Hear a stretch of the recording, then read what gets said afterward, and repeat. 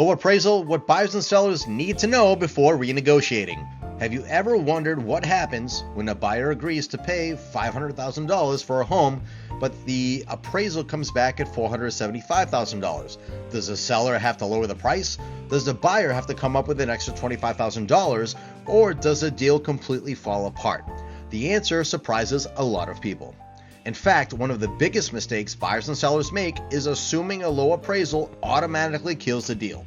Today I'm going to explain exactly what an appraisal is, what happens when it comes in high, what happens when it comes in low, and most importantly, the negotiation strategies that can save a transaction when things don't go according to plan. Let's get into it. An appraisal is an independent opinion of value ordered by the buyer's lender. The lender wants to make sure the property is worth what they're lending money against.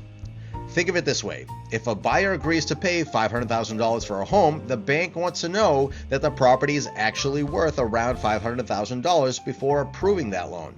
There are really only three things that can happen when the appraisal comes back, and one of them can create a huge opportunity for either the buyer or the seller.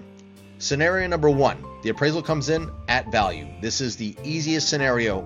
If the purchase price is $500,000 and the appraisal comes in at $500,000, the lender is satisfied, financing moves forward, and everyone keeps heading towards the closing table.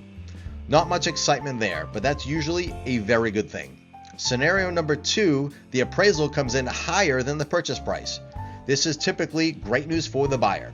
Let's say the buyer agreed to pay $500,000, but the appraisal comes in at $525,000. That means the appraiser believes the home is worth more than the buyer is paying. The buyer may feel like they're walking into a property with instant equity. Now, the seller doesn't get to raise the price. The contract is already in place, but it's usually a reassuring sign for the buyer that they made a strong purchase. Scenario number three, the appraisal comes in low.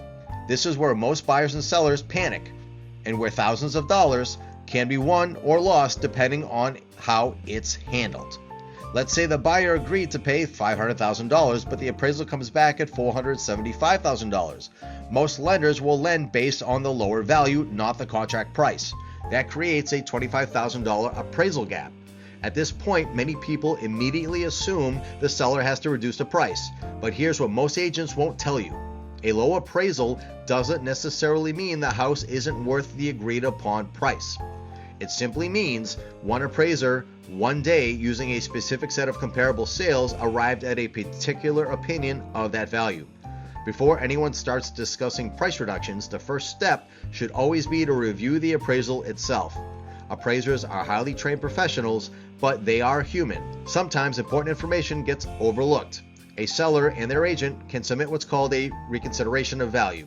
This means presenting evidence such as comparable sales that were missed, more recent sales that closed after the appraisal was complete, similar homes with comparable updates and finishes, documentation of renovations and improvements, market trends supporting the contract price, and evidence of multiple offers or strong buyer demand. For example, if 4 buyers were willing to pay roughly the same price for that property, that's powerful evidence that the market supported the contract price. You can't challenge an appraisal simply because you don't like the number. You need facts, data, comparable sales that support the different value conclusion. In some cases, the lender and appraiser will review the information and make adjustments. If the appraisal remains unchanged, there are still several options available.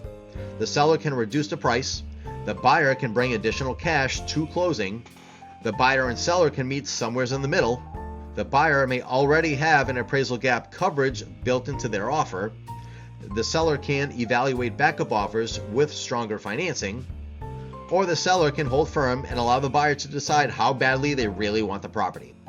The right solution depends on the size of the gap, the strength of the market, and the buyer's financial position, the seller's timeline, and the overall structure of the contract as well. This is why a negotiation matters. The best negotiators aren't simply reacting to an appraisal report. They're evaluating all of the options available and choosing the one that creates the best outcome for their client. And here's the biggest takeaway. An appraisal is not a verdict. It's one opinion of value. The buyers and sellers who understand that are often the ones who negotiate the strongest outcomes and keep transactions together when others fall apart.